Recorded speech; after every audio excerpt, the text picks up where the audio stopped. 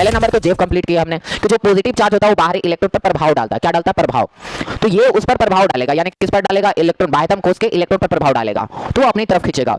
यहाँ पर क्या चालू हो जाएगा? तो यहाँ पर चालू हो जाएगा आपका इलेक्ट्रॉन इलेक्ट्रॉन रिपल्सन चालू हो जाएगा। क्या चालू हो जाएगा? इलेक्ट्रॉन इलेक्ट्रॉन रिपल्सन चालू हो जाएगा। इलेक्ट्रॉन इलेक्ट्रॉन रिपल्सन चालू हो जाएगा। और रिपल्सन का मतलब आपको पता है, प्रतिकर्षित करेगा। तो इलेक्ट्रॉन इलेक्ट्रॉन के बीच में क्या चालू हो जाता है? प्रतिकर्षण। क्या चालू हो जाता है? प्रतिकर्षण चालू हो जाता है।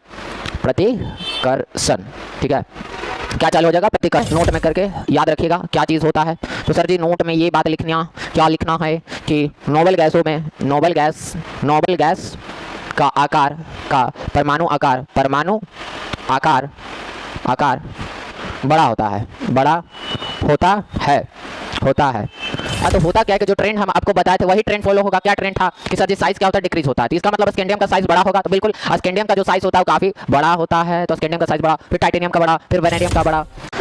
नमस्कार दोस्तों, आपका स्वागत है इस छोटे से चैनल पर। और आज के इस वीडियो में बताने जा रहा हूँ size of D block element, यानी कि इसका प्रीवियस पार्ट बन चुका है और उसमें बहुत बेहतरीन ढंग से आपको समझाया था कि किसी भी एलिमेंट का साइज कैसे पता चले, यानी कंपेयर कैसे करें कि कौन से एलिमेंट कौन से दूसरे एलिमेंट से बड़ा है कि छोटा है, ये आप बता सकते हो। ठीक है, अगर आपने नहीं देखा है तो भाई साहब लिंक दिया हुआ है डिस्क्रिप्शन में, आप जा करके बहुत ही मक्खन समझाया यार। हाँ, लेकिन वीडियो का लेंथ काफी बड़ा हो गया था, 52 मिनट का हो गया था, लेकिन फिर भी यार लाजवाब समझाया था। तो जा करके देख के आना और भी यहाँ पर आना, क्योंकि आज हम लोग डी ब्लॉक एलिमेंट की बात कर रहे हैं। और डी ब्लॉक एलिमेंट भाई साहब कॉन्फ़िगरेशन से कॉन्फ़िगरेशन भरे पड़े हैं। अब देखो, सबसे पहली बात, प्रीवियस वीडियो में मैंने बोला था कि भाई साहब साइज का भी फैक्टर होता है जो कि अफेक्ट करता है। ठीक है, तो ये फैक्टर क्या हो सकते हैं मैं वो चीज आज बताने जा रहा हूं। तो पहले नंबर एकदम कॉपी पेन लेकर के बैठ जाइए और इतना धमाकेदार भाई साहब सेशन रहेगा आज का ना, माँ कसम गर्दा हो जाएगा। और भाई साहब कमेंट में लिख देना जय महाकाल, समझ में आ गया। चलिए तो शुरू करते हैं। यहाँ पर सबसे पहले साइज को हिंदी में बोलते हैं आकार, वही फिर से बता देता हूँ, हिंदी इंग्लिश यानी इंग्लिश चलेगा। अब देखिए यहाँ पर तो जो साइज है एलिमेंट का, ध्यानपूर्वक समझिएगा, जो एलिमेंट का साइज है, क्या चीज है? एलिमेंट का साइज, यानी कि हिंदी में इसको बोलते हैं आकार। क्या बोलते हैं? आकार। एक मिनट, थोड़ा सा पेन चेंज करना पड़ेगा, हो गया। जो हमारा एलिमेंट है जिसको हिंदी में ना तत्व बोलते हैं, क्या बोलते हैं? तत्व बोलते हैं। तो ये जो एलिमेंट है इसका जो साइज होता है भाई साहब, इसका आकार, साइज का हिंदी क्या होता है? आकार। तो ये फैक्टर पर डिपेंड करते हैं, और वो फैक्टर क्या हो सकता है वो समझिएगा, यानी कि इसके फैक्टर होते हैं वो समझिएगा आपका, यानी कि फैक्टर मतलब क्या होता है? कोई चीज प्रभावित करने वाले कारक, यानी कि हिंदी में अगर बोले तो इसको कारक बोलते हैं। तो भाई साइज कौन प्रभाव डाल सकता है, जरा इसको समझते हैं। तो सबसे बड़ी बात कि साइज को गड़बड़ लाने वाला जेफ होता है। कौन होता है? जेफ। अब ये कौन सी बली की बात आ गई भाई, ये जेफ क्या होता है? तो देखिए, बोलते तो जेफ है लेकिन इसका पूरा नाम होता है जे डिफेक्टिव। क्या नाम होता है? जे डिफेक्टिव। ठीक है, अब ये जे डिफेक्टिव का मतलब क्या होता है बताते हैं। ऐसे पिछले क्लास में ही बताया था कि जो नाभिक होता है और बाह्यतम कोश का इलेक्ट्रॉन होता है उस पर प्रभाव डालता है, तो ये यहाँ पर जेफ कहलाता है। ठीक है, तो नाभिक जो है वो बाह्यतम कोश को इंग्लिश में वैलेंस सेल इलेक्ट्रॉन कहते हैं। तो यानी कि एक प्रोटॉन जो होता है न्यूक्लियस में होता है, यानी कि हिंदी में बोले तो नाभिक जो होता है वो बाह्यतम कोश के इलेक्ट्रॉन पर प्रभाव डालता है। क्या डालता है? प्रभाव। अब उसके चक्कर में या तो साइज बड़ा होगा या तो साइज छोटा होगा। लेकिन अब यहाँ पर ध्यान पूर्वक समझिएगा, हिंदी भी लिख देते हैं। जेव का मतलब होता है प्रभावी नाभिकीय आवेश। क्या होता है? तो प्रभावी नाभिकीय आवेश, और इसका पूरा नाम होता है जे डिफेक्टिव। ठीक है, इसको थोड़ा सा छोटा कर लेते हैं। चलिए, हो गया। अब थोड़ा इधर भी ध्यान लीजिए। तो एक शिल्डिंग इफेक्ट। क्या होता है? Shielding effect. अब ये इसका हिंदी होता है परिरक्षण प्रभाव। क्या होता है? परिरक्षण प्रभाव, शिल्डिंग इफेक्ट। Shielding effect. तो शिल्डिंग इफेक्ट को हिंदी में बोलते हैं परिरक्षण प्रभाव। परिरक्षण प्रभाव। अब इसको ना सिग्मा से अधिकतर डिनोट किया जाता है। किससे डिनोट किया जाता है सर जी? सिग्मा से किया जाता है। किससे डिनोट किया जाता है? सिग्मा से। ठीक है, अब इतना बड़ा थोड़ी ना लिखेंगे भाई, सब सिग्मा से डिनोट करेंगे। जो एलिमेंट का साइज होता है वो फैक्टर पे डिपेंड करता है। फैक्टर जेफ होता है या फिर शिल्डिंग इफेक्ट। लेकिन इनके बीच में रिलेशंस जानेंगे कि भाई साहब इनके बीच में रिलेशंस किस प्रकार के बनते हैं।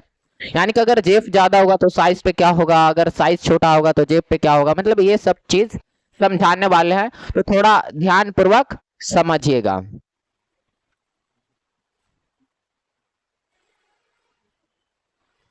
चलिए पहले कर लेते जेफ की, इसको भाई साहब सर्कल के फॉर्म में समझ लेते, तो सर्कल के फॉर्म में आ जाइए।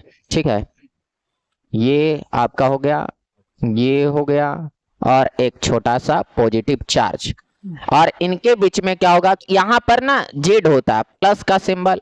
आपको इतना तो पता है ना कि जेड का मतलब होता है क्या? एटॉमिक नंबर, मतलब परमाणु संख्या। परमाणु संख्या होता है ना, वो किस पे डिपेंड करता है? प्रोटॉनों की संख्या पर। किस पे डिपेंड करता है? प्रोटॉनों की संख्या पर। तो ये यहाँ होता है जेड, क्या होता है? जेड होता है। ठीक है, अब ये पहले सेल है, क्या है? पहले सेल है, और यहाँ पर सबसे बाहरी वाली कक्षा यानी कि दूसरी। दूसरी तो हम लोग नहीं बोलते, क्योंकि आपको पता है कि भाई बहुत सारे सेल्स होते हैं, यानी कि कक्षाएं बहुत सारे होते हैं, यानी कि कोष बोलते हैं, तो बहुत सारे। तो यहाँ पर जो इलेक्ट्रॉन है ना वो समझिएगा, यहाँ पर जो इलेक्ट्रॉन है ये जो है इसको हम बोलते हैं बाह्यतम कोष का इलेक्ट्रॉन। क्या बोलते हैं? बाह्यतम कोष का इलेक्ट्रॉन। ए के ऊपर माइनस है तो साइन माइनस लग गया। और इसे भी पता है कि इलेक्ट्रॉन जो होता है वो नेगेटिव चार्ज का होता है, और जो प्रोटॉन होता है वो पॉजिटिव चार्ज का होता है। तो बस इतना सा पकड़िएगा, ये जो पॉजिटिव चार्ज है ना वो बाहरी इलेक्ट्रॉन, बाहरी कोष पर जो इलेक्ट्रॉन मौजूद रहता है उस पर प्रभाव डालता है। समझ में? तो ये जो जेड है इस पर क्या डालता है, तो इस पर समझिएगा, इस पर आपका प्रभाव डालता है। तो इस पे क्या डालेगा? प्रभाव। इस पे क्या डालेगा? प्रभाव। अब वो समझ में आया?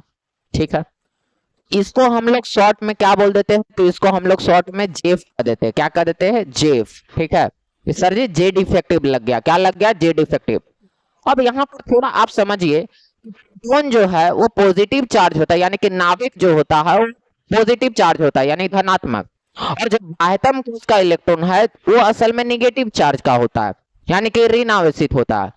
तो एक प्लस और एक माइनस, आपस में अट्रैक्शन होगा कि नहीं? आकर्षण तो होगा ना, वो अपनी तरफ खींचेगा, और जब वो अपनी तरफ खींचेगा तो क्या साइज पहले जैसा रहेगा? बिल्कुल नहीं, यानी कि साइज क्या होगा? डिक्रीज हो जाएगा। तो थोड़ा ये समझिएगा कि अगर प्रोटॉन की संख्या बढ़ेगा तो भाई साहब जेफ भी बढ़ेगा, यानी कि जेड इफेक्टिव भी बढ़ेगा, और जेड इफेक्टिव बढ़ेगा तो साइज तो डिक्रीज होगा ना, क्योंकि ये ज्यादा प्रभाव डालेगा बाह्यतम के इलेक्ट्रॉन पर, वो अपनी तरफ खींचेगा। समझ में आया ना? ठीक है, तो ये जो एक और कक्षा दिख रहा है इसको हम लोग बोलते हैं आंतरिक कोष का इलेक्ट्रॉन। क्या बोलते हैं? आंतरिक कोष बोलते हैं। क्या बोलते हैं? आंतरिक कोष कहते हैं। तो ये जो आपको दिखाई दे रहा है ना इसको बोलते हैं आंतरिक कोष। आंतरिक कोष बोलते हैं। क्या बोलते हैं? आंतरिक कोष। अब इसमें भी इलेक्ट्रॉन रहेंगे, लेकिन इसका काम क्या होता है ये भी समझाएंगे, लेकिन थोड़ा कॉमन सेंस समझिए। इंग्लिश करना होगा तो कर लीजिएगा। बाह्यतम कोष का इलेक्ट्रॉन बोलते हैं आउटर मस्ट सेल इलेक्ट्रॉन। क्या बोलते हैं? कर दे रहे हैं, नहीं तो हल्ला कीजिएगा। Outer must cell electron. ठीक है, और इसको क्या बोलेंगे? तो इनर मस्ट सेल। ठीक है, और इसमें क्या प्रेजेंट रहेगा भाई? फिर से वही बात, इलेक्ट्रॉन प्रेजेंट रहेंगे। लेकिन लेकिन लेकिन यही फिगर पे हम दोनों चीजों को समझने का प्रयास करेंगे, वो समझेगा। पहले नंबर पे जेफ कंप्लीट किया हमने, तो जो पॉजिटिव चार्ज होता है वो बाहरी इलेक्ट्रॉन पर प्रभाव डालता है। क्या डालता है? प्रभाव। तो ये उस पर प्रभाव डालेगा, यानी किस पर डालेगा? इलेक्ट्रॉन, बाह्यतम कोष के इलेक्ट्रॉन पर प्रभाव डालेगा, तो अपनी तरफ खींचेगा। ये तो बात हो गया कि अगर जेफ ज्यादा रहा, यानी कि जेड इफेक्टिव यानी कि प्रभावी नाभिकीय आवेश अगर ज्यादा रहा, तो सर जी साइज क्या होगा, छोटा, क्योंकि इलेक्ट्रॉन को अपनी तरफ खींचेगा तो साइज क्या होगा, सिकुड़ जाएगा, संकुचन हो जाएगा, जिसको बोलते हैं कॉन्ट्रैक्शन। तो वो हो जाएगा। अब ये समझिए यहाँ पर, तो इसको थोड़ा सा इधर भी घसका लेते हैं, हो जाएगा, दोनों समझ लेंगे, टेंशन नहीं लीजिए, दोनों क्लियर हो जाएगा अपना। ये हो गया। अब और समझिए, अब थोड़ा और समझिएगा कि यहाँ पर जेड है, यहाँ पर इलेक्ट्रॉन, यहाँ प्रोटॉन है, यहाँ पर इलेक्ट्रॉन, तो इसके बीच में अगर कोई इलेक्ट्रॉन आ गया तो सर, यानी कि आप बताए कि बाह्यतम कोश में इलेक्ट्रॉन प्रेजेंट होगा, ओके, यहाँ नाभिक में प्रेजेंट होगा, ओके, तो इस और बाह्यतम कोश में प्रेजेंट इलेक्ट्रॉन बीच में कोई इलेक्ट्रॉन आएगा, हाँ सर आ सकता है। और अगर इलेक्ट्रॉन आएगा, समझिएगा, तो हम येलो कलर से लिख दे रहे, अगर इलेक्ट्रॉन आएगा तो भाई साहब इलेक्ट्रॉन होता है निगेटिव चार्ज, और बाहर वाला कोश का भी इलेक्ट्रॉन क्या होता है, negative charge, electron negative charge होता है। इलेक्ट्रॉन उस इलेक्ट्रॉन को दूर भगाएगा, दूर भगाएगा ना, तो भाई साहब क्या होगा, साइज बढ़ेगा, क्या बढ़ेगा, साइज बढ़ेगा। इसको रेड पेन से समझा रहा है। इसके बीच में क्या होगा, अट्रैक्शन होगा। अरे नहीं भाई, एक जैसे आवेश नहीं है, सॉरी, एक जैसे आवेश है। एक जैसे आवेश का मतलब क्या है, इलेक्ट्रॉन निगेटिव चार्ज और इलेक्ट्रॉन भी क्या है, निगेटिव चार्ज, दोनों आपस में निगेटिव चार्ज है, तो क्या होगा, अट्रैक्शन होगा, नहीं रिपल्सन होगा। तो यहाँ इलेक्ट्रॉन इलेक्ट्रॉन रिपल्सन चालू हो जाएगा। यहाँ पर क्या चालू हो जाएगा, समझिएगा बिल्कुल ध्यान पूर्वक, इसे समझा रहे हैं। यहाँ पर क्या चालू हो जाएगा, तो यहाँ पर चालू हो जाएगा आपका इलेक्ट्रॉन इलेक्ट्रॉन रिपल्सन चालू हो जाएगा। क्या चालू हो जाएगा, इलेक्ट्रॉन इलेक्ट्रॉन रिपल्सन चालू हो जाएगा, इलेक्ट्रॉन इलेक्ट्रॉन रिपल्सन चालू हो जाएगा। और रिपल्सन का मतलब आपको पता है, प्रतिकर्षित करेगा। तो इलेक्ट्रॉन इलेक्ट्रॉन के बीच में क्या चालू हो जाता है, प्रतिकर्षण। क्या चालू हो जाता है, प्रतिकर्षण चालू हो जाता है, प्रतिकर्षण, ठीक है, क्या चालू हो जाएगा, प्रतिकर्षण चालू हो जाएगा। तो यहाँ पर थोड़ा आप समझिए कि जब ये वाला इलेक्ट्रॉन उस इलेक्ट्रॉन को दूर भगाएगा, तो जी साइज तो बड़ा हो जाएगा। हाँ, तो साइज अगर बड़ा हो गया तो वहां पर जेड इफेक्ट नहीं है क्या। तो यहाँ पर समझिएगा कि रूल का बात अगर कर रहे हैं तो असल में परिरक्षण प्रभाव, यहाँ ये जो इलेक्ट्रॉन इलेक्ट्रॉन रिपल्सन हो रहा है ना भाई, इसी को परिरक्षण प्रभाव, क्या बोलते हैं इसको, परिरक्षण प्रभाव। तो इसी चीज को हम लोग क्या बोलते हैं, इसी चीज को हम लोग बोलते हैं परिरक्षण प्रभाव। क्या बोलते हैं, परिरक्षण प्रभाव कहते हैं, परिरक्षण प्रभाव। परिरक्षण प्रभाव इंग्लिश में शिल्डिंग इफेक्ट या फिर शॉर्ट में इसको सिग्मा से डिनोट करते हैं। तो भाई साहब ये समझ में आ गया कि इलेक्ट्रॉन इलेक्ट्रॉन का रिपल्सन जो होता है वो असल में परिरक्षण प्रभाव यानी कि शिल्डिंग इफेक्ट होता है। और अगर इसका परिभाषा लिखना होगा तो भाई आंतरिक कोश के द्वारा बाह्यतम कोश के इलेक्ट्रॉन को भगाने का प्रयास करता है। आंतरिक कोश के जो इलेक्ट्रॉन होते हैं वो बाह्यतम कोश के इलेक्ट्रॉन को क्या करेगा, बचाता है। किससे, नाभिक से बचाता है, ताकि वो अपनी तरफ खींच ना सके। समझ में आया, समझने का प्रयास करिए डियर, समझने का प्रयास करिए। तो यहाँ पर क्या होगा कि भाई साहब कॉमन सेंस ये बोल रहा है कि सर जी कोश तो हमने 4 पढ़े हैं, एसपीडीएफ, क्या पढ़े, एसपीडीएफ। तो सर जी किसका परिरक्षण प्रभाव ज्यादा होगा वो समझिए, वो समझिए, वो अगर समझ लिए तो भाई साहब आपके लिए मक्खन लगेगा। तो वो समझिए सबसे ज्यादा परिरक्षण प्रभाव एस उपकोश के लिए लगता है। किसके के लिए लगता है, एस उपकोश के लिए। तो सबसे ज्यादा एस के लिए, फिर उसके बाद पी के लिए, उसके बाद डी के लिए, उसके बाद एफ के लिए। तो सबसे ज्यादा ये क्रम में सजा रहे, ठीक है। तो सबसे ज्यादा किसके लिए लगता है, एस, फिर उसके बाद पी, उसके बाद डी, और बेचारा लास्ट में एफ आता। तो जो एफ होता है ना, बहुत ही बेकार परिरक्षण प्रभाव है। याद रखिएगा, क्या याद रखिएगा कि जो एफ का, क्या याद रखना है, क्या याद रखना, क्या याद रखना है, क्या याद रखना है, जो एफ है ना, यहां लिख भी दे रहे हैं, बेकार परिरक्षण प्रभाव, बेकार बेकार परिरक्षण प्रभाव शॉर्ट में सिग्मा लिख दे रहे हैं। समझ में आ रहा है ना। बेकार शिल्डिंग इफेक्ट किसका होता है, एफ का। इतना बेकार होता है ना, इतना बेकार। इसका चीज बताएंगे, इसका चीज बताएंगे करता क्या असल में। तो एसपीडीएफ में सबसे ज्यादा स्ट्रॉन्ग शिल्डिंग इफेक्ट अगर होता है तो वो होता है एस का, यानी एस फॉर शिल्डिंग इफेक्ट और एस फॉर उपकोश होता है। यार याद रखना कि सबसे ज्यादा स्ट्रॉन्ग अगर होता है तो वो एस का होता है, फिर उसके बाद पी का, उसके बाद डी का, उसके बाद एफ का। भाई साहब याद रखना है आपको। और जो एफ होता है वो बेकार शिल्डिंग इफेक्ट होता है, समझ में? अगर मैं बोलूं कि भाई साहब अगर यहाँ पर थोड़ा और समझिएगा, तो अगर यहाँ पर एफ आ जाता है तो एफ आ जाएगा तो भाई साहब जेड इफेक्टिव ज्यादा लग जाता है वहां पर उस केस में। क्यों? क्योंकि एफ भाई उसका शिल्डिंग इफेक्ट ज्यादा नहीं है, वो तो बेचारा ऐसे खड़ा रहेगा ऐसे। मेरे साथ क्या हो रहा है भाई, मैं कुछ नहीं कर सकता, उसके हाथ में भाला लेके पकड़ा दिया, जाओ बॉर्डर पे लड़ो। लेकिन बेचारा बोल रहा नहीं, मेरे से तो हो ही नहीं सकता है, क्योंकि भाई साहब मेरे से तो भाग ही नहीं रहे दुश्मन। और वहां दुश्मन कौन होगा? बाह्यतम कोश के इलेक्ट्रॉन, समझे? अगर समझ में आ गया तो भाई साहब कमेंट शेयर लाइक कर दो यार। उसके बाद आगे देखो, तो यानी कि एक ही फिगर दोनों आपको समझा, पहले जेफ के बारे में समझा, उसके बाद शिल्डिंग इफेक्ट भी समझा दिया। शिल्डिंग इफेक्ट क्या होता है वही बताया, इलेक्ट्रॉन इलेक्ट्रॉन का रिपल्सन, उसी को बोलते हैं परिरक्षण प्रभाव। और भाई साहब सबसे ज्यादा एस का, फिर पी का, फिर डी का, फिर लास्ट में एफ जो कि बेकार होता है। और जेड इफेक्टिव समझा दिया कि नाभिक द्वारा जो बाह्यतम कोश के इलेक्ट्रॉन होते हैं उस पर प्रभाव डालता है, आकर्षण बल डालता है, उसको क्या बोलते हैं? जेफ बोलते हैं। चलो यहां तक तो समझ में आ गया। अब इसी पर हमने प्रीवियस वीडियो में भी एक क्वेश्चन कराया था, क्या करवाया था वो समझिए, वो समझिए।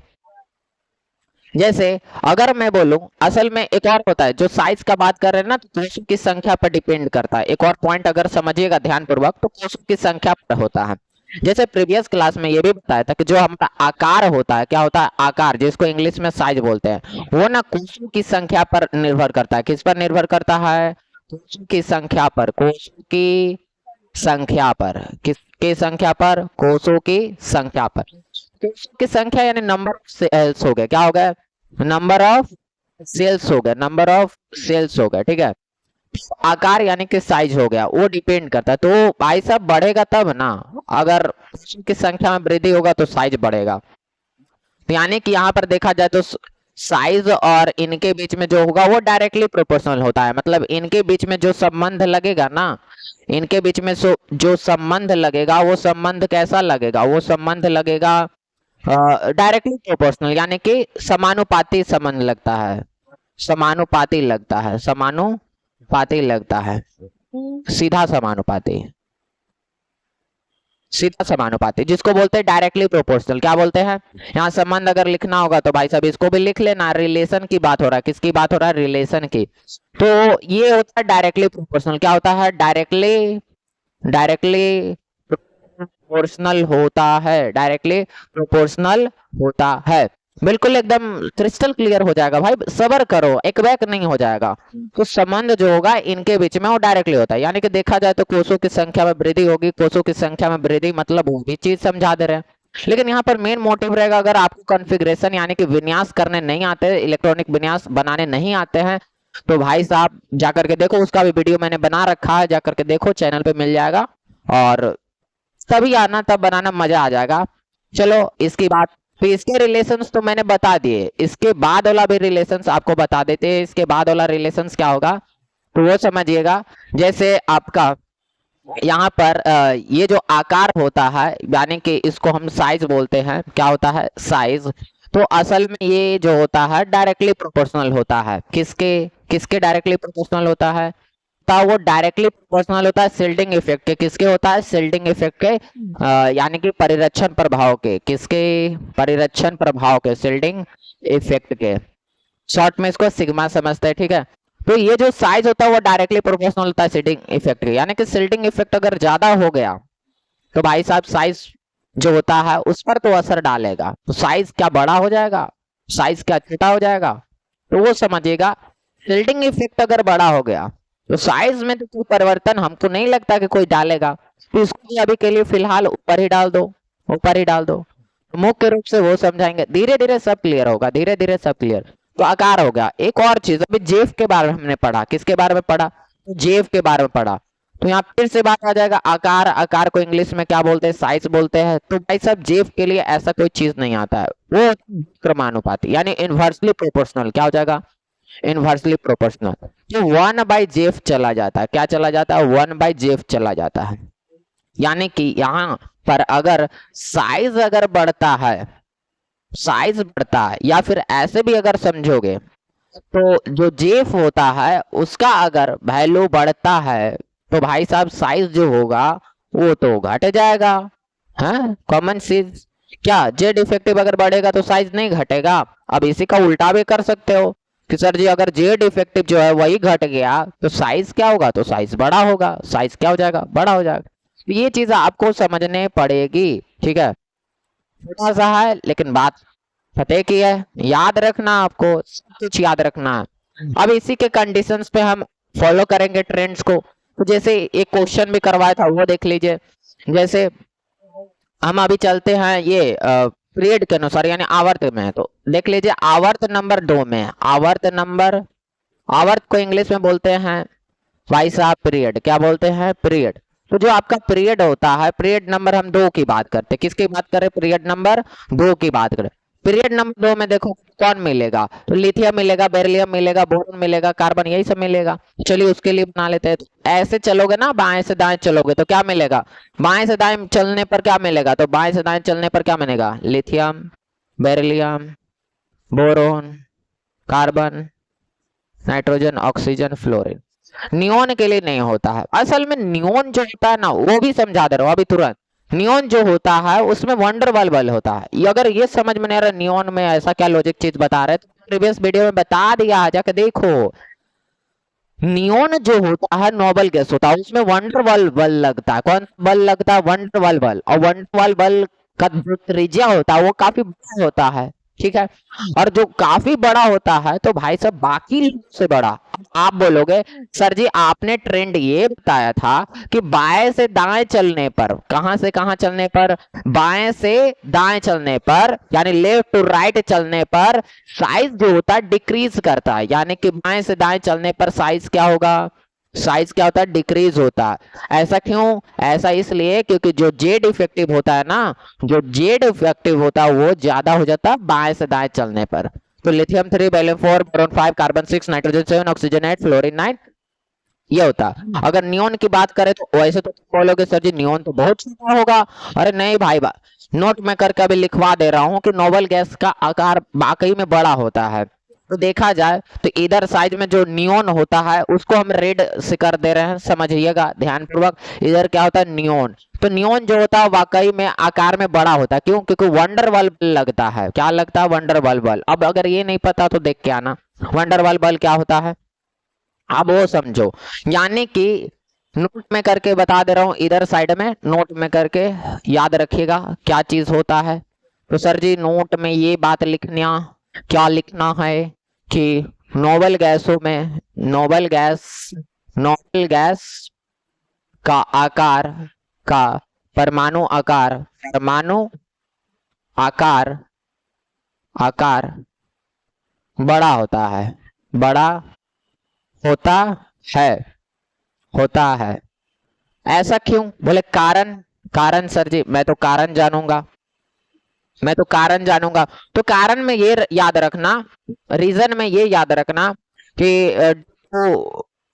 वंडर वाल बॉन्ड, वंडर वॉल बॉन्ड, या फिर फोर्स भी याद रखो, वंडरवाल फोर्स, वंडरवाल फोर्स होता है। तो नोबल गैस में परमाणु आकार बड़ा होता है, क्या है कि वंडरवाल फोर्स होता है। ठीक है, अब इसका अगर ट्रेंड बनाने पहुंचोगे तो भाई साहब तुम बोलोगे लिथियम का आकार तो सबसे बड़ा होगा इनके बीचों में। लेकिन याद रहो, होल्ड यहाँ पर, नियोन जो होता है ऐसे केस में, नियोन जो होता है नोबल गैस है। क्या होता है? नोबल गैस है। और नोबल गैस को पता होगा टोटल 6 होते हैं, helium, neon, argon, krypton, xenon, radon, 6। तो देखा जाए तो इनके ट्रेंड में आप चलिएगा ऐसे बाएं से दाएं तो साइज घटना चाहिए, लेकिन नियोन का साइज बड़ा होता है, याद रखिएगा। यहां पर इसका साइज जो होगा भाई साहब, इसका साइज जो होगा वो तो बड़ा होगा। आपको ऐसा लगेगा कि सर जी इसका आकार तो इतना बड़ा होना चाहिए और इसका आकार तो भाई साहब एकदम मिट्टी सा होना चाहिए, लेकिन ऐसा नहीं है, ऐसा नहीं है। असल में नियोन का आकार बड़ा हो जाता है। तो इस क्रम में सजाइएगा, क्या चीज में सजाइएगा? क्रम में। क्या चीज में? क्रम में, यानी सीक्वेंस में सजाएगा तो सीक्वेंस में आपको मिलेगा कि सर जी नियोन ही बड़ा होता है। क्या बड़ा होता है? नियोन बड़ा होता है। किससे? लिथियम से। समझे? तो लिथियम से ही नियोन बड़ा होता है, नोबल गैस होता है। समझ में? तो भाई ये तो हो गया उन लोगों की बात। इसको क्रम में भी हम लोग सजाए थे, अब उसको सजा लो, अब उसको सजा लो। तो भाई नेक्स्ट पेज में चलते हैं, क्लियर हो जाएगा। नेक्स्ट पेज में जब चलोगे तो भाई एकदम देखो, यहाँ पर सबसे बड़ा कौन होगा सर जी? नियोन होगा। अभी तुरंत बताया नोबल गैस आया, कौन होगा? Noble gas. तो नियोन बड़ा होगा, नियोन बड़ा होगा। उसके बाद लिथियम आएगा, उसके बाद बेरिलियम, फिर कार्बन, नाइट्रोजन, ऑक्सीजन, फ्लोरीन। यहां तक हो गया। तो ये फिर ये थोड़ा कॉमन सेंस लगा के देखो, फिर से वही बात है, लॉजिक तो वही चलेगा भाई। लॉजिक क्या है? जो नियोन है आपका, ये नोबल गैस है। क्या है? नोबल गैस है। तो नोबल गैस का भाई आकार तो बड़ा होगा। नोबल गैस का आकार क्या होगा? बड़ा होगा लिथियम का आकार से। और लिथियम जो होता है पहले नंबर पे आता है। तो इन लोगों का साइज बड़ा होता है जबकि फ्लोरीन का साइज छोटा होता है। तो ये मैंने आकार के हिसाब से सजाया, किसके अनुसार? आकार के। क्या क्रम में लगाया है? क्रम में सजाया। कौन सबसे बड़ा है? नियोन बड़ा है। लेकिन यहाँ हम बात कर रहे डी ब्लॉक की। किसकी बात कर रहे? डी ब्लॉक की। तो डी ब्लॉक पे चलते हैं, डी ब्लॉक पे चलते, इसको भेज दो ऊपर। डी ब्लॉक पे आ जाओ। डी ब्लॉक में स्टार्ट होता है 3D सीरीज से। कहां से चालू होता है? 3D सीरीज से। एकदम पकड़ो यार, पकड़ो, याद करके नहीं रखो, याद करो। तो असल में 3D सीरीज में चालू होता है आपका कौन सा? सीरीज मतलब होता है श्रृंखला। क्या होता है? श्रृंखला। तो इतना आपको जरूर पता होगा कि भाई साहब सबसे पहला एलिमेंट डी ब्लॉक का स्कैंडियम है। कौन है? स्कैंडियम है। तो चालू करो। शक्ति वक्रमण फेंको निकुंजन। तो क्या होगा? शक्ति, शक्ति कर मन फे नी जन। हो गया कंप्लीट। आसान है। देखो, तो अब यहाँ पर आपको पता है, एकदम कॉमन सेंस लगाओ। अगर इस लोग का कॉन्फ़िगरेशन करोगे तो भाई डी वाला देखो ना, डी वाला देखो, डी वाला देखो क्या था? D1, D2, D3, D4, D5, D6, D7, D8, D9 और यहाँ पर D10 हो जाएगा। बिल्कुल आसान से। अब देखो, देखो डी एक्सेप्शन नहीं आएगा, ऐसा हो सकता है क्या? एकदम। तो यहाँ पर देखो, स्कैंडियम है, टाइटेनियम है, वेनेडियम है, क्रोमियम है, मैग्नीज है, आयरन है, कोबाल्ट है, निकल है, कॉपर है, जिंक है। अब देखना ध्यान से।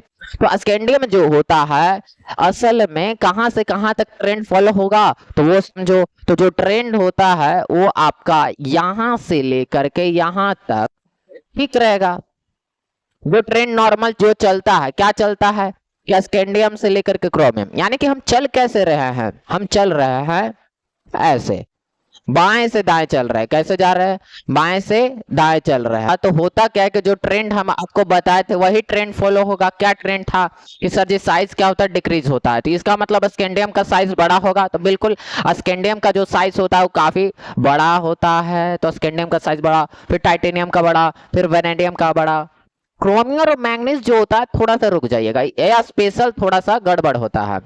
तो असल में यहाँ पर ना मैंगनीज बड़ा होता है। कौन बड़ा होता है? मैंगनीज। अब इसको याद रखना पड़ेगा। इसका कोई कारण भी देख करके नहीं रखा है तो भाई साहब ये आपको याद करना पड़ेगा कि सर जी यहाँ पर जो होता है ये दोनों में किसमें? क्रोमियम और मैंगनीज में।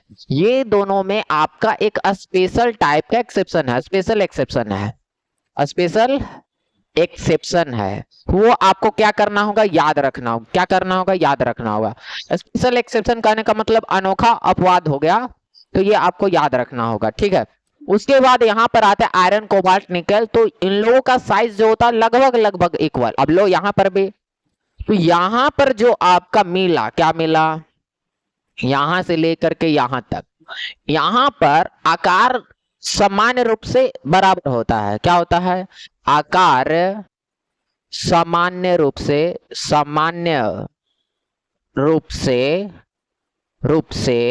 बराबर होता है। बराबर होता है। यानी कि साइज जो होता है जनरली इक्वल होता है। तो इसलिए इसको ना हम डालेंगे ऐसे करके, ठीक है। लगभग क्या होता है? इक्वल होता है। तो ये तो होगा। असल में होता क्या वो समझो। यहाँ पर समझिएगा तो असल में जेफ ज्यादा होता है। कौन ज्यादा होता है? जेफ ज्यादा होता है।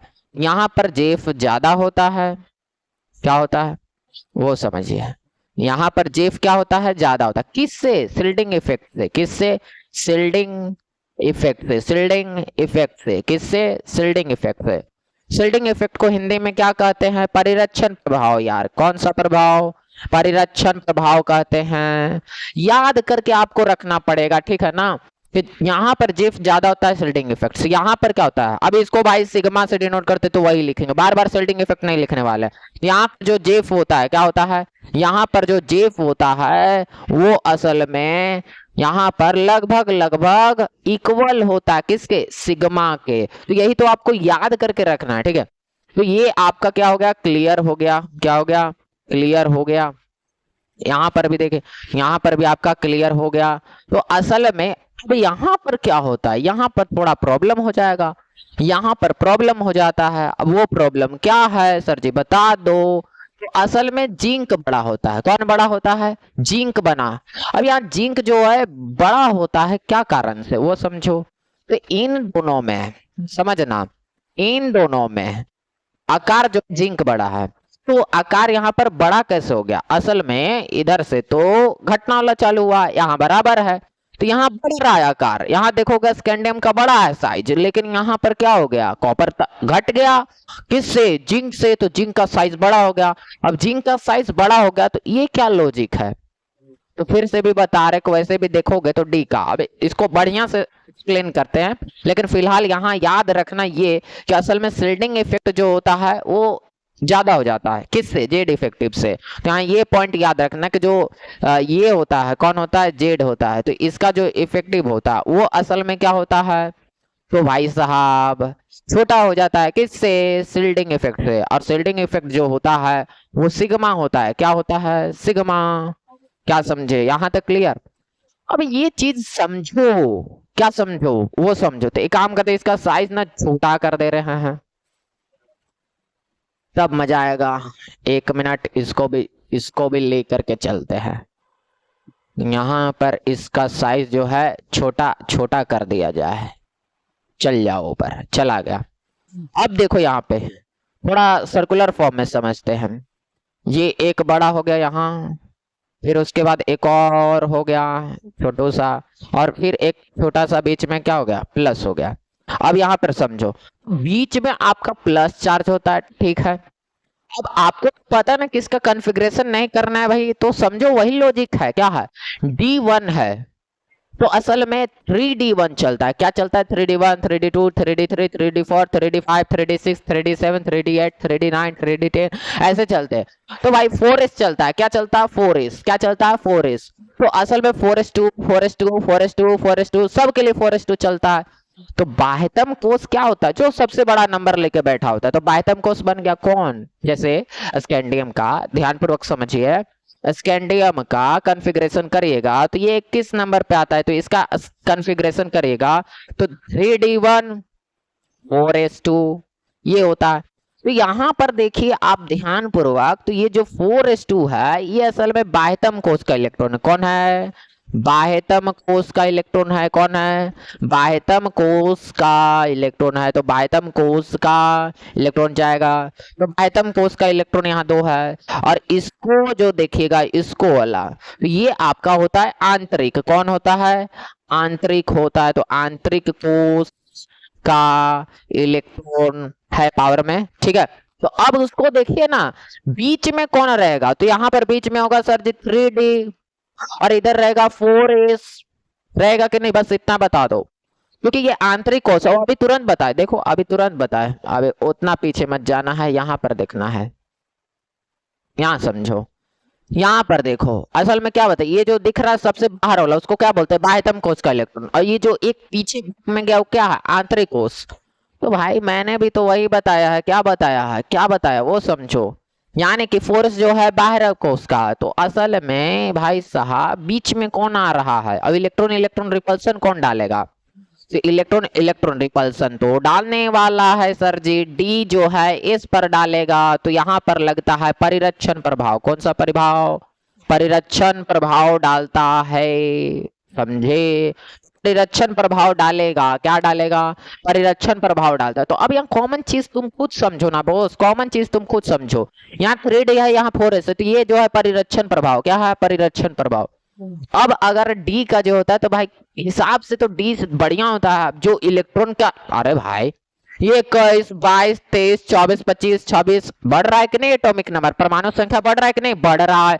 तो ये बताओ कि क्या इलेक्ट्रॉन की संख्या बढ़ेगा कि नहीं। और अगर इलेक्ट्रॉन की संख्या बढ़ेगा, इलेक्ट्रॉन की संख्या बढ़ेगा तो वो इलेक्ट्रॉन जाएगा कहाँ, डी में जाएगा कि नहीं बस बोले इतना।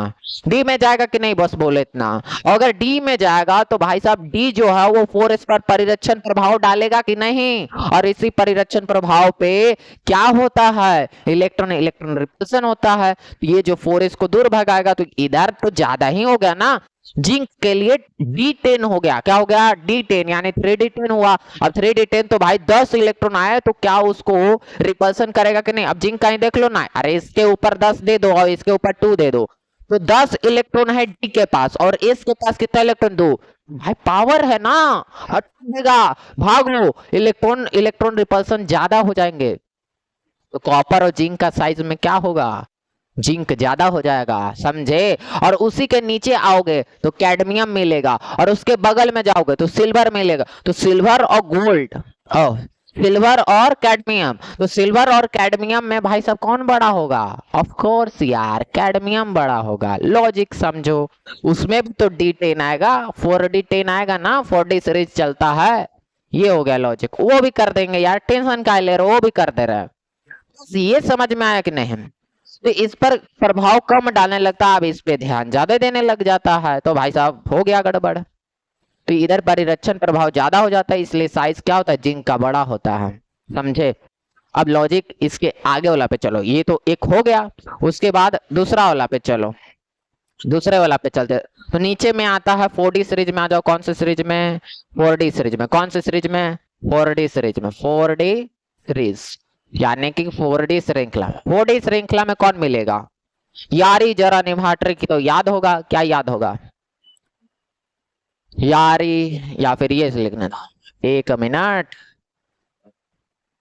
यारी जरा निभा मौत तक रू रो पड़े आगे कूद, हो गया। तो यहाँ पर क्या, यारी जरा निभा मौत तक रूह रो पड़ी आगे कूद, ट्रिक ये चला, ट्रिक ये चला। तो बस इतना समझो, इतना समझो, बस इतना समझो, इतना समझो। अब यहाँ पर क्या है तो भाई, यहाँ आसान है, यहाँ आसान है, क्या आसान है वो समझो, वो समझो। इधर तक तो ठीक है, बड़ा क्या, ये बड़ा होगा, ये बड़ा होगा, ये बड़ा होगा, ये भी बड़ा होगा।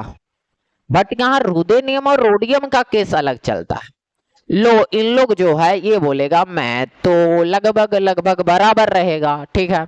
ऐसा क्यों, फिर से वही लॉजिक, जे डिफेक्टिव और परिरक्षण प्रभाव लगभग लगभग सेम होते हैं। तो यहाँ पर एक्सेप्शन यहाँ पर मिला। फिर उसके बाद आगे चलोगे तो यहाँ गड़बड़ होता है, तो ये ऐसे हो जाएगा, सिंपल। तो ये याद रखना क्या, स्पेशल स्पेशल स्पेशल एक्सेप्शन, रुदेनियम और रोडियम दोनों आपस में लगभग लगभग क्या होते हैं, बराबर।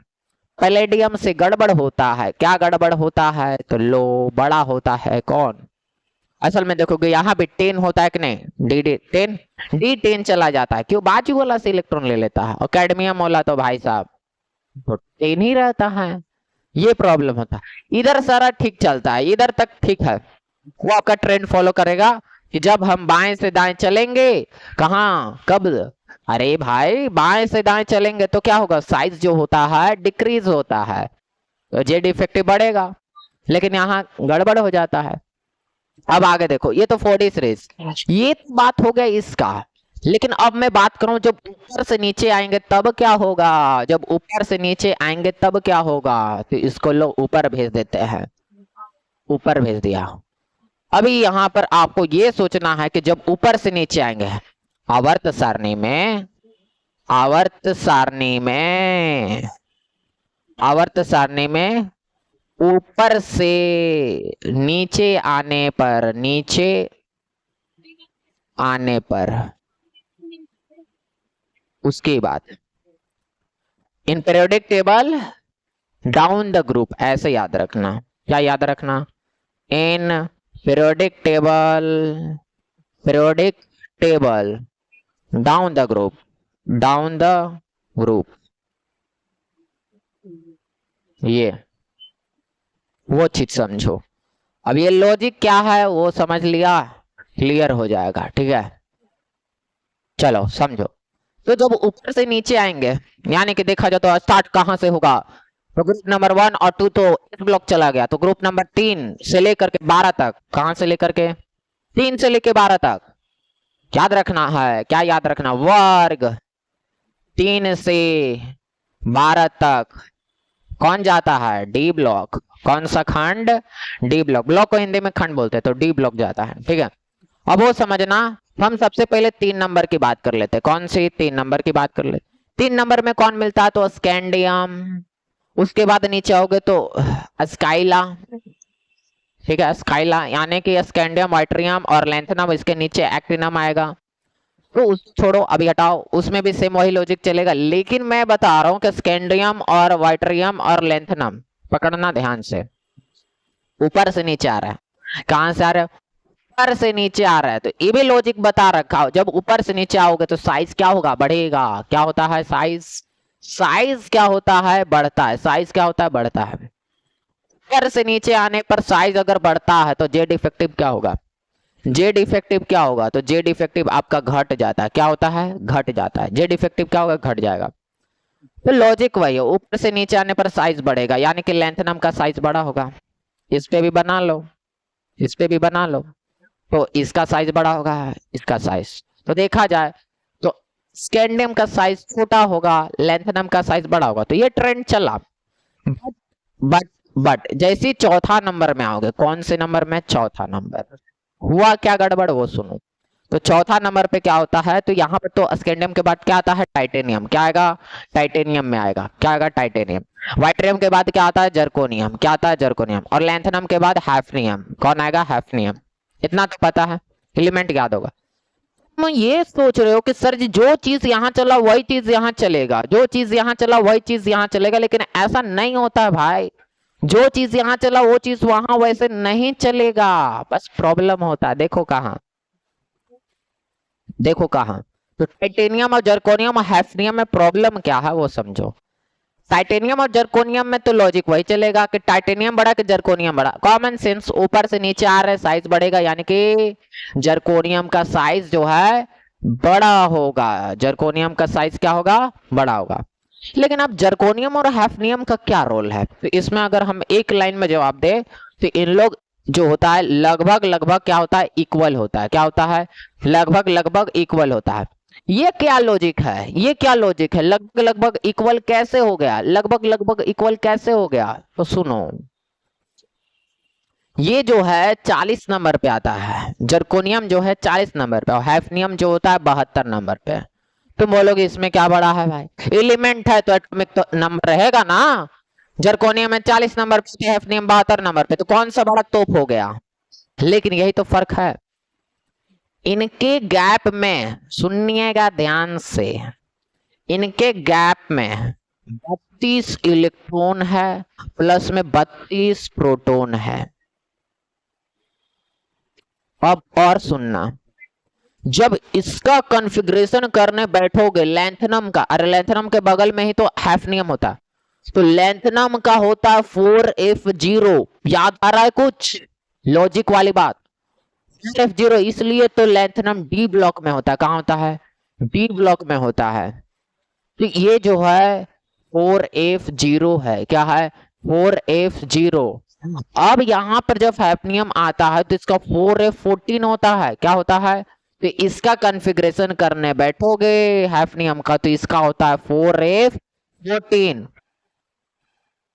और सर जी जो इलेक्ट्रॉन है वो कहां जाते हैं, एफ कोष में जाते हैं। कहां जाते हैं, एफ कोष में जाते हैं। और अगर इलेक्ट्रॉन एफ कोष में जा रहा है तो शिल्डिंग इफेक्ट सबसे बेकार किसका होता है, एफ कोष का। देख लो बैक में, सबसे बेकार किसका होता है, तो सबसे बेकार होता है किसका, एफ का। अभी इसीलिए तो पहले बोले थे कि जो एसपीडीएफ में सबसे बेकार परिरक्षण प्रभाव अगर होता है तो एफ उपकोष का होता है। और वही चीज यहां पर आया, कौन आया, वही चीज कहां आया, समझो समझो समझो। वही चीज यहाँ पर आया, क्या आया कि जितने भी इलेक्ट्रॉन थे वो तो चले गए कहाँ, तो जो आपका इलेक्ट्रॉन है वो तो चला गया एफ कोष में, लेकिन आपका जो 32 इलेक्ट्रॉन है, जो आपका 32 इलेक्ट्रॉन है वो तो एक में गया, लेकिन 32 प्रोटॉन तो बढ़ गए, प्रोटॉन की संख्या तो बढ़ गया, इसीलिए इन लोगों का साइज कोई ज्यादा बदलाव तो नहीं आया। जर्कोनियम और हैफनियम का साइज लगभग लगभग समान ही रखा। और अगर ये नहीं तो एक और कारण, इसी चीज को, इसी इफेक्ट को हम लोग बोलते हैं लेंथेनॉइड कॉन्ट्रैक्शन। क्या बोलते हैं? इसी चीज को हम लोग बोलते हैं, यहाँ पर जो प्रॉब्लम हुआ ना, यहाँ पर ये जो प्रॉब्लम हुआ इसको बोलते हैं लेंथेनॉइड, लेंथेनॉइड कॉन्ट्रैक्शन बोलते हैं। क्या बोलते हैं? Lanthanoid contraction.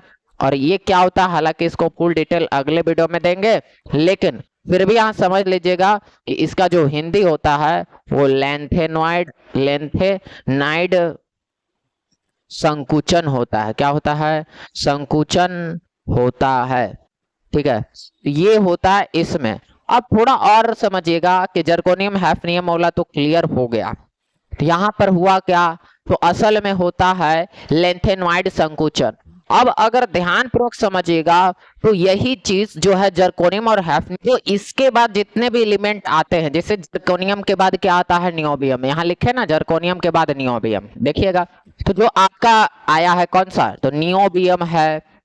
इसी के नीचे जाओगे तो टेंटलम मिलेगा। क्या मिलेगा? Tantalum, Ta। तो देखा जाए तो ये इन दोनों का भी भाई साहब आकार में कोई ज्यादा फर्क नहीं आएगा, इन दोनों का भी आकार। मेरा कहने का मतलब ये है कि जर्कोनियम हैफनियम के बाद जितने भी लाइन से एलिमेंट आएंगे ना, जितने भी लाइन से एलिमेंट आएंगे ना, जैसे नियोबियम टेंटलम हो गया, तो यहाँ पर एक और मोलिब्डेनम हो गया, तो मोलिब्डेनम हो गया, टंगस्टन हो गया, इन लोगों के आकार जो है समान मिलने लगेंगे। मतलब इसके बाद जितने भी सीरीज चलेंगे ना, वो सब के सब लगभग लगभग समान जो होता है, इक्वल होता है, यानी कि आकार समान सब होता है। यानी कि देखा जाए तो यहाँ पर कुल मिलाकर लेंथेनॉइड संकुचन होता है, एलिमेंट चला जाता है एफ ब्लॉक में, और एलिमेंट करे यानी इलेक्ट्रॉन चला जाता है एफ कोष में, और उसके बाद बेचारा प्रोटॉन की संख्या बढ़ेगा, यहीं पर होता है लेंथेनॉइड संकुचन। और इसके बाद खुद देख लीजिएगा तो ऐसा ही सारा का सारा इक्वल चलता है। तो खैर ये तो हमारा रहा डी ब्लॉक का भाई साहब साइज, और हमने सब कुछ कंप्लीट कर लिया।